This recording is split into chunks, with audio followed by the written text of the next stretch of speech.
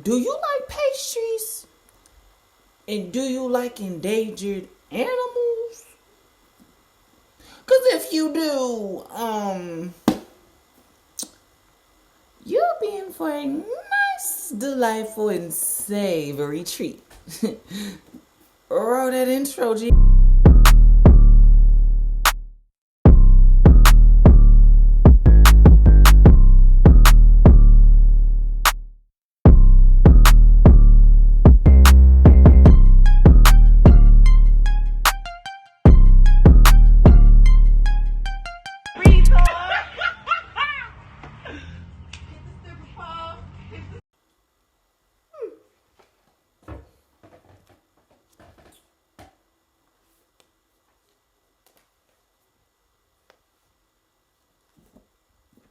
So, the name's Cerise, but if y'all already know what's popping. But if y'all don't know, welcome to the channel where we talk about anime, makeup, weed, and I also do reaction videos. But today's video is a bit magical, if you would say.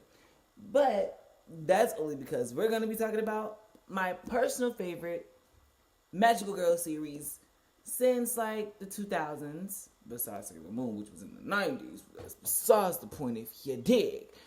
But that's besides the point. But in today's video, we're going to be talking about Miya Ikumi's Tokyo Mew Mew. Which, by the way, if you guys haven't seen the original video of me explaining the series, it'll be in the end card right over here. So yeah. Now, the best way for me to explain this, Miya Ikumi is the, if I'm not mistaken, either the artist or the illustrator behind Tokyo Mew Mew, along with the game that was specially released in Japan, and also the spin-off manga, Ayla Mug, which also signifies that that the series itself is one of the most underrated series that no one really talks about in the anime community due to the fact that a lot of people prefer the mainstream, or aka the big three. But as I said before, when it comes to mangas or animes in general, my preferred anime that I would prefer to watch would be more so shoujo more than shonen. But from time to time, I do watch shonen animes. Prime example, Shaman King, which, by the way, the Black Master Dante has already done or is currently doing like some stuff Shaman King related, like talking about the mangas, the manga volumes in the series itself. Despite that, the reboot is already out. Sorry, can I really speak today? But without further ado, let's get into the magical and delicious world of Tokyo Mew Mew. Let's go. Now, here are some interesting fun facts about Tokyo Mew Mew that you probably didn't know. Now, with the manga, there's only 9 volumes as a whole, which means it's only comprised of 7 of the original chapters, of course, with the exception of the spin-offs. But that spin-off only ran for 2 volumes. But before the volume of the first 2 spin-offs, there was a game. But we're not going to talk about that. That's going to be a topic for a later day. But with the anime, the original anime only ran for 52 episodes. But only here during the 4Kids era, if y'all are aware, we only had up to 23 episodes, which means roughly we were actually getting into the second season of Tokyo Mew Mew, which was dubbed Mew Mew Power during 2003, which is kind of unfortunate because I was actually growing to like the intro and the song that was pretty fire, may I add. But we'll talk about that later. And besides, if you really want to know more in depth about Tokyo Mew Mew and the history behind it, I will link some YouTubers who talked about it way before me, because half of the credit kind of goes to them because of course I've watched their videos a year ago talking about it because I was really interested in figuring out what happened to them. Well, what happened to Tokyo Mew Mew at the time. Well, until recently, like last year, when we were getting the announcement that Tokyo Mew Mew was getting a reboot, we were extremely blessed and extremely excited that we were actually getting the Tokyo Mew Mew 2020 return, which comprised all 7 of the Mews. Unfortunately, we could have had gotten 8, but sadly, Ringo Akai wasn't technically a Mew. But if you guys want to know about the game from the PlayStation era, I would not mind doing a video about that while using some information that's from, of course, one of the YouTubers who actually talked about Ringo Akai in her video during a Mew Mew blog thing. Of course, I'll just link it down below or just add it in cards. But still, if you really look at it, we were literally blessed with having pretty much 10 mangas in just one go. Because you got the original 7, which talked about the original 5 girls, and then the additional 6 Mew Mew, which was Berry Shirayuki, but in the game originally it was Ringo Akai, which makes it there's only 8 Mew Mews, which I've said before, but that's a longer video to talk about that. Now let's kind of get into the fun stuff that I actually like about the Mew Mew, of course. Now, like I mentioned before, when it came to the mangas ended at, of course, the spin-offs. Until recently, of course, because in 2020, we were blessed with having the return manga, which was titled Tokyo Mew Mew Return. And I was pretty much excited because that means in total we have 10 mangas, literally, which comprises of 2 chapters of what actually happened after Ayla Mode, which some people don't really understand because with Ayla Mode, it's the continuation of what happened at the end of volume 7 of Tokyo Mew Mew, where we pretty much ended at. And unfortunately, at the time when I got into the manga, that was like the only first magical girl manga that I've ever picked up because it was Ayla Mode. And not a lot of people really talked about it or never really gave it any kind of love for it because everyone was so used to and heavily invested with the original girls. Ichigo, Mid, Retsu, Puddin, and Zakuro, which was the original 5. Of course, because you can't go wrong with an Enamote Wildcat, a Blue Lorchid, a Finless Porpoise, a Golden Lion Tamaranian Monkey, and a Grey Wolf. But the fact that you added an additional 7 or 8 characters in the series alone, despite the fact that one was more likable because of the game adaptation, which, by the way, if you want to actually know about the game adaptation behind it before Barry hopped into the picture, I will link down a YouTuber who actually talked about Tokyo Mew Mew or New Mew Appears from the PlayStation game that was only specially released in Japan. But if you really want to know more about that, I will definitely put that in the description box below or in the comment section down below or in the end cards. Now, let's unpack on why I'm super excited about Tokyo Mew Mew coming back. Now, in February 19th of 2005, we were blessed with the first episode, obviously, and it was introducing Ichigo, who is the main leader and the protagonist of the series.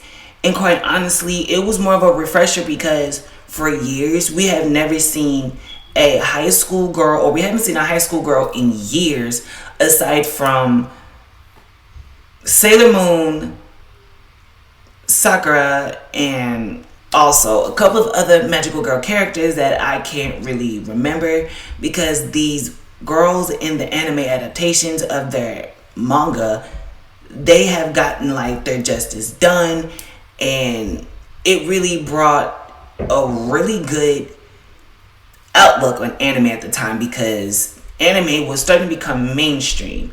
And the Magical Girls was starting to become more mainstream than what it was due to the era of the 90s with Sailor Moon and Cardcaptor Sakura. Now, with that being said, we're going to really try to break down the series as a whole, because in the original video with me talking about Tokyo Mew Mew, I tried to talk about it in a way where it made a lot of sense. If you haven't seen that original video, like I said in the beginning of this video, I will link it in the bottom of this video, in the comment section below, or in the description box, or somewhere in the end cards. Now, in Tokyo Mew Mew, it pretty much talks about how the Cineclons were on Earth before we were. Of course, until a couple years down the line, or some years later, the Cineclons decided to go to another planet to inhabit. And if I'm not mistaken, the the race of Cineclons were gone to extinct. But only very select few were extinct, like Quiche, Pie, Tart, and Deep Blue, which I'll talk about when it comes to just how the characters are like developed in the series over time, manga wise. Now, with the Cineclons, of course, they have this ability where they can fuse parasites with animals to combine them together, called chimera animals. But not only you can fuse them with animals, you can also fuse them with humans. God, that's oddly disturbing, if you want me to be completely honest. But aside from that, over time, you'll see these antagonists, like the Cineclons, try to invade Earth, since years passed since their race were first on this planet. Which means shortly after, the humans decided to be ungraciously born to be put on this spinning rock, and to start to pollute everything, which fucked with the ozone layers and stuff like that. But that didn't really happen until over time, obviously. Now, what I mean by over time, shortly after that, the ungrateful human beings in the anime decided to appear and started to start pollutions and everything else under the sun that is quite horrible and unimaginable. Until somewhere later on, where humans decided to actually use their fucking brains for once, obviously, you'll see these two characters who started the Mew Project by the name of Kishido and Ryu. Which means during the timing of the Mew Project was actually started and funded by Ryu's father. And also with the help of Kishido. And of course, due to the fact that Ryu's father seen a crying anima that was in an ember-like state, he decided to do the one logical thing that makes sense by releasing it, thus killing him and the wife, which is Ryu's mother, which means Kishido and Ryu were the only two that survived that entire incident whatsoever. Now, years down the line, shortly after all of that, he decided to pick up or continue the Mew Project that his father started. And of course, once he started that, Ryu decided to inject himself with the DNA of the cat. I forgot the name of the cat because in the anime or in the manga, it wasn't really heavily talked about on what cat DNA that he infused himself with. But somewhere down the line, shortly after everything, he decides to, continue the project. By the way, which I can say that was one of the most smartest but also dumbest moves ever. Because honestly and truly, it's a lot to unpack with that. Now, shortly after all of that, you have, in the manga adaptation, you have the original 5 Mews, which is Ichigo, Mint, Retsu, Putin, and Zakuro. You see them, of course, in the first volume, which is volume 1 of Tokyo Mew Mew, where, of course, I don't remember like the date happening in the manga, but the exhibit about the red-headed animals somewhat does happen. But the girls meet because of Retsu gets bullied. And of course, Mint, Ichigo, Zakuro, come to save the day. I do believe along with Puddin, which you can actually see in the first volume. These girls become a ragtag team, and it just becomes a big, big save the day for save Retsu, the whole 9 yards. But the sad part about it, even though that the hands were not thrown in the first couple of chapters, because if I'm going to be honest, I like the manga because of the fact that in the beginning it is a slow burner. I'm not into the whole let's go save the day rah rah rap talk. No, I'm not kind of into that. I kind of hate the action just ensues first. I want to see something build up to that. But what they did like I said before, in the first chapter of the series, manga wise, they actually saved Retsu from being bullied by some girls that she goes to school with. And of course, like I said before, it was with the help of Ichigo, Mint, Puddin, and Zakuro who saved Retsu from the girls. Then shortly after that, that's when they get infused with the red-headed animals like the Edamote Wildcat, the Blue Lorket, the Famous Porpoise, the Golden Lion Tamarinian Monkey, and the Grey Wolf. And it just kind of goes on from there, but it kind of takes place like literally after the whole saving Retsu situation happens. And then shortly after that, after they get the powers, well, not the powers, like the DNA fuse and shit like that, they don't really talk about what happens after that, because Ichigo goes on her date with Messiah, obviously. And that date goes well. And shortly after that, they go back to school, because I do believe and remember she does fall asleep somewhat by accident on the date, which was heavily implied that Messiah was never gonna go, which was somewhat heavily hinted by her friends that Messiah was never gonna go on another date with her again, or was never gonna be interested in a girl like her and stuff like that.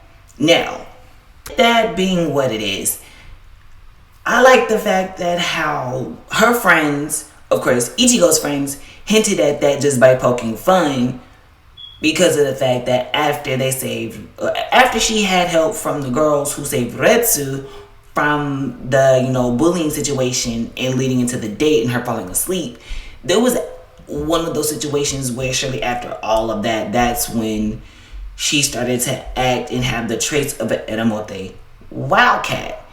And I love how that it was implied that she was just wanting to have a normal life, to, be in a normal relationship, and also balance out being in school and having a boyfriend who does kendo. And it was heavily implied that Messiah does kendo. But there's something special about Messiah that I'm going to talk about like somewhere later on in the next couple of videos, because I don't want to spoil too much, because I want you guys to read the manga as well. But let's talk about something that no one necessarily does not heavily talk about the most when it comes to Tokyo Mew Mew. Now with Tokyo Mew Mew, like I mentioned before, after the 7th volume of the manga, where it ends, where of course Ichigo and Messiah does end up together, which I'm not going to explain to y'all how they got together. Y'all just got to read it for yourselves just to kind of get the understanding of how they ended up together in the end. Mewberryshirayuki was actually introduced in the last volume of the original manga, which signifies that there was another Mew actually coming to, be a part of the team and stuff like that, and also work as a maid at the cafe, which is the base of the operations, which I could have mentioned earlier, but that's neither here nor there.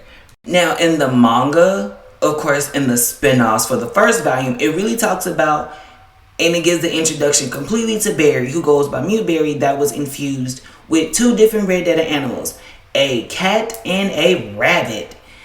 Which, by the way, I cannot pronounce because I have a southern accent, and my southern accent has it bad with me not being able to pronounce these set names of these animals properly, except the names that I've actually been able to mention with the original 5, honestly. But that's just kind of the gist of it. Now, in the first volume, when I say that it introduces her as like a regular, middle school student who's just trying to, go day by day, going to school and everything, which is a really big pristine school, may I add, because, oh my fucking God, like it's fucking amazing. Like, like literally, it really explains on who she is as a character and how she ended up being a part of the Muse, until we get introduced to some villains by the name of the Saint Rose Crusaders, which, by the way, I am not gonna lie, the villains in the arc for the spinoff, I remember why I stopped liking somewhat reading them, just the manga, because the dialogue for them did not make sense to me. But it was only because of the fact that I never had the second volume at hand, since I've only read the first volume of the spinoff, which made it interesting. But it kind of explains a lot a little later. But shortly after that, I would say like some years fly by. We really didn't hear anything at all about Tokyo Mew Mew, because there's only a set fan base, including myself, that actually loves and enjoys Tokyo Mew Mew, because of the fact that Miya Okumi, who was the illustrator or artist, I do believe, who was behind it, she actually made the manga what it is, and I fell in love with the art style, the fashion sense behind it, the storytelling, the pacing, the characters, and development behind these characters. These characters, actually, that you start to hate, like the Santa Claus, you grown to love them somewhat by the end, and you will also figure out and find out and remember why you like them in the end to begin with, which picks up in the Tokyo Mew Mew return manga, where it kind of like, it literally picks up of what happened, because from the manga, from the spinoff, it ended on volume 2, where Ichigo does come back from being overseas, while her boyfriend, or husband technically, because it didn't make sense that in the manga they had like this little off-king wedding, knowing that she's still in school. But that's neither here nor there, because I still have questions about that, along with child labor that apparently nobody wants to talk about or address in that said series. That's just because of the fact that most of us don't really question the logics behind that anymore. So there's that. But with the return manga, when I say that it completely picks up where we left off from volume 2, it completely does that. As a fucking whole, it pretty much explains in the 2 chapters on what they've been up to, what the hell has been going on forever. Because apparently, since they've been still working on the Mew project, they have been constantly saving the world from the chimera animals here and there. And honestly, truly, at this point, they don't really know why these animas were popping up so sporadically and everything else under the fucking sun. But however, the Cineclons do help, because the Cineclons play a big important role in the series this time. Not being the big bad or the main bads, they are actually the protagonists in this story, but they kind of play as the side characters, with them having their own purpose, their own dialogue, and everything else. But however, in the return manga, I liked how when it came to the maids putting in work, the men don't really do much of anything while the girls put in the work at the cafe. But with Barry's boyfriend, along with Ryu and Kishido, they actually do like a celebration, because Masaya does return to being in Japan, and of course Ichigo has to meet up with them and stuff like that, and it just kind of goes on from there. And the page spreads of all of these were fucking amazing. When I say, after reading the 2 chapters of the Return manga, and also the little chibi side stories, or like the little side stories, those side stories means a lot as a reader, because with the side stories in every manga, you've always wondered what happened, like surely after everything, and like seeing other stuff happen. Well, the same shit happens, but from someone else's point of view. It's fucking amazing. And honestly, in 2020 fucking 2, or in 2022, I am so excited that we're getting a fucking reboot, because it's been like, what, 20 or 21 years since Tokyo Mew Mew has ever graced our screens, since the 4Kids era, which god awfully.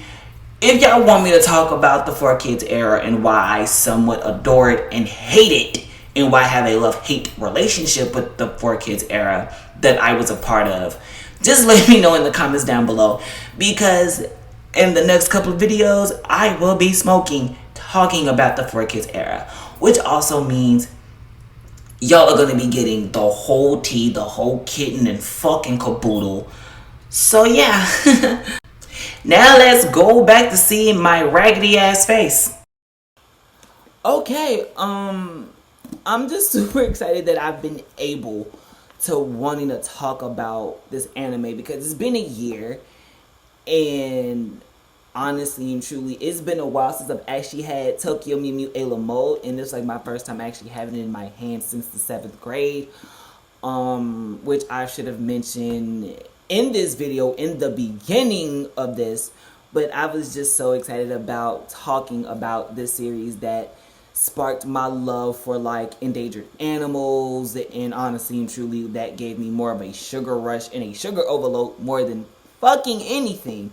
But if you really want to know where you can actually find just this manga alone, which is the omnibus manga, or like the original Tokyo Pop manga version of Tokyo Mew Mew A La Mode, or Tokyo Mew Mew in general, you can actually find all 8 volumes in total separately, actually, on Amazon. But in the omnibus is only but 4 on Amazon that you can find, but you also can find all 4 of this from the first volume, that is only comprised of 2 volumes, because if you really think about it, it's only 9 as a whole, but within those 9, the 2 volumes are actually just compacted into this. So if you really want to read and get into the manga, not even to the manga, but into the anime, before watching the anime, I would say read Tokyo Mew Mew first. Just read the manga. I prefer the omnibus, because within the omnibus, it actually helps a lot more, because of the fact that it really saves you, going through a lot. Or I can actually put a link down in the description box below where you can actually find the manga that you could read online as well.